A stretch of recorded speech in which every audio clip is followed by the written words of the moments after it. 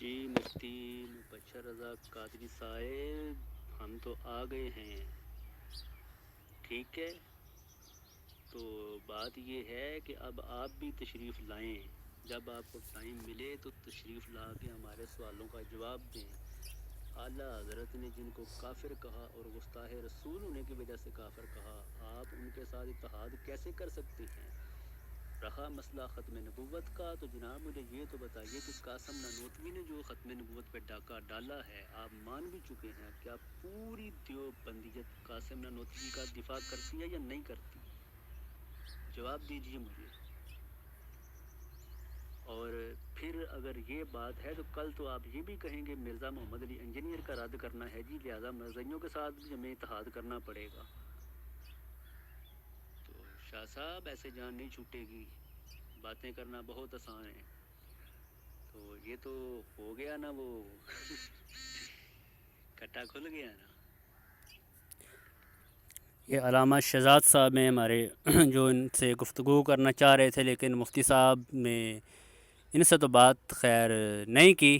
ان کا وہ احمد ہے، اس کو جا کے کیا ہوا تھا، جس بیچارے کو پتہ ہی کوئی نہیں، نہ 3 میں نہ 13 میں. بس جو مفتی صاحب نے کہنا ہے اس نے وہ آگے پہنچا دینا ہے. او یار بھائی، یہ پہلے بھی آپ کو پتہ ہے یہ مفتی صاحب کی جو ہے یہ جو چودھری ہے، یہ حسن بھائی، یہ ہے نا، ایک بات اچھی طرح سماعت فرما لیں. یہ ہیں شہزاد بھائی. تو ٹھیک ہے، میں یہ بات نہیں کر رہا کہ ان نے جو کہا ہے کہ جن کو اعلیٰ حضرت نے کافر کہا، وہ ان کو کافر مانتے ہیں. ٹھیک ہے، یہ بات آپ کر رہے ہیں. یہاں پہ جو لفظ بولا گیا ہے اس تو تکریم کا، میں اس حوالے سے پوچھ رہا ہوں کہ یہ کیوں بولا گیا. اشرف علی تھانوی کے حوالے سے اس کو واضح کریں کہ کیوں بولا گیا یہ لفظ. ٹھیک ہے، جیسا کہ انہوں نے لفظ استعمال کیا، جیسا کہ ہمارے اس نے استعمال کیا، جیسا کہ اشرف علی تھانوی صاحب کا ہم احترام کرتے ہیں اور دیگر بندی علماء کرام کا. ٹھیک ہے نا. میں آج تک کوئی دیوبندی وہابی عالم ایسا نہیں دیکھا کہ جو اہل سنت حنفی بریلوی لوگوں کے اوپر کفر اور شرک کا فتویٰ نہ لگاتا. ٹھیک ہے، کسی نہ کسی صورت کے اندر عوام یا دیوبندی وہابی علماء ہوں، وہ سب عوام اہل سنت کو، علماء اہل سنت کو مشرک و کافر کہتے ہیں. تو پھر مجھے آپ بتائیں رسول اللہ صلی اللہ علیہ وسلم کی حدیث پاک کے مطابق ان کے اوپر کیا حکم لگتا ہے. ٹھیک ہے، ٹھیک ہے، آپ کا جو واضح نظریہ ہے کہ اعلیٰ حضرت نے جن کو کافر کہا ہے ان کو ہم کافر ہی کہتے ہیں. ٹھیک ہے، آپ نے لفظ استعمال کیے. ٹھیک ہے، ہم اس چیز کو مانتے ہیں، لیکن یہ لفظ بھی بولنے کے جب ان کو پتہ ہے کہ جن کو اعلیٰ حضرت نے کافر کہا ہے ان کو ہم نے کافر کہہ دیا اور مانتے بھی ہیں، تو پھر یہ بات کرنے کا کیا مقصد تھا؟ اور میرا پوچھنے کا بھی یہی مقصد ہے کہ ہمیں پتہ چل جائے اصل وجہ کیا ہے. ٹھیک ہے، اور شاہ صاحب اس جملے سے رجوع کر لیں. ہم یہی چاہتے ہیں کہ یہ جملہ نامناسب ہے. ٹھیک ہے، بس ہمارا اور کوئی اعتراض نہیں ہے. مہربانی ہوگی. بھائی، کال کے دوران بھی میں نے آپ سے یہی کہا تھا کہ مجھے اصل اعتراض ان الفاظ پہ ہے. تو اگر مفتی صاحب مجھے یہی الفاظ کی وضاحت دیتے ہیں کہ کس حکمت عملی کے تحت انہوں نے یہ الفاظ بولے، کیونکہ دیکھیں مفتی منیب الرحمان صاحب بھی ان کے ساتھ اٹھتے بیٹھتے ہیں اور دیگر شاہ من رانی صاحب بھی دامن برکات رحمۃ اللہ تعالی علیہ گزرے ہیں، وہ بھی ان کے ساتھ اٹھتے بیٹھتے رہے ہیں. لیکن ایسی بات کہ ان کے اکابرین جو بالکل پکے ٹھکے کافران کے بارے میں ایسے اس کو احترام کے لفظ آج تک میں نے نہیں سنے. ٹھیک ہے نا، یہ لفظ قابل گرفت تھا. اس کے اوپر دیکھیں اوپر بھی 2-3 افراد نے اسی بحث کے اوپر سوال اٹھایا.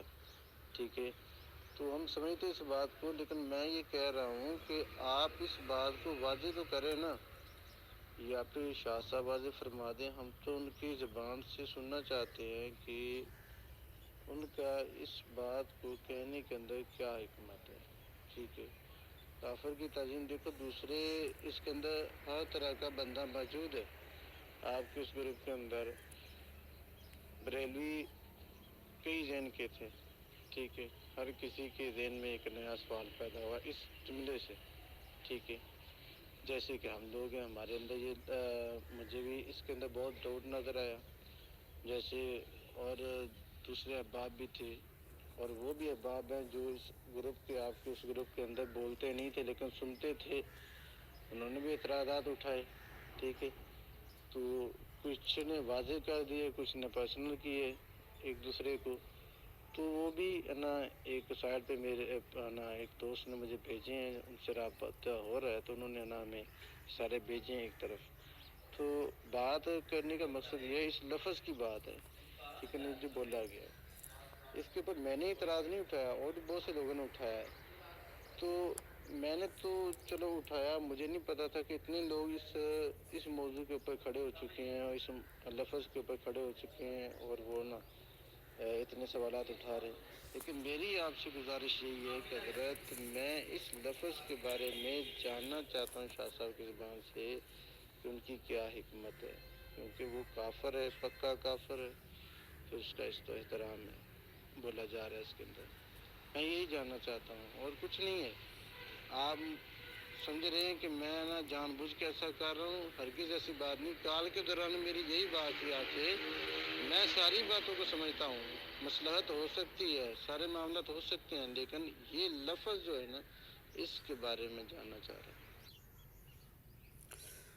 नहीं, ये सच्ची बातें देख लें। ये जनाब बड़ा करके दिखाई देते हैं आपको। ये देख लें जी, ये मरज़इयों के साथ तौहीद का काम हो सकता है जी, और हमारा मरज़इयों के साथ, यानी हमारा नहीं, जिन्होंने लिखा है उनका ये नज़रिया है कि हमारा एक जुज़ पे इख्तलाफ है मरज़इयों के साथ, नबुव्वत पे या रसालत पे। खुद ही पढ़ लें यार, और पढ़ के समझे भी और समझाएं भी उन लोगों को जो इनके साथ भाईचारा कर रहे हैं।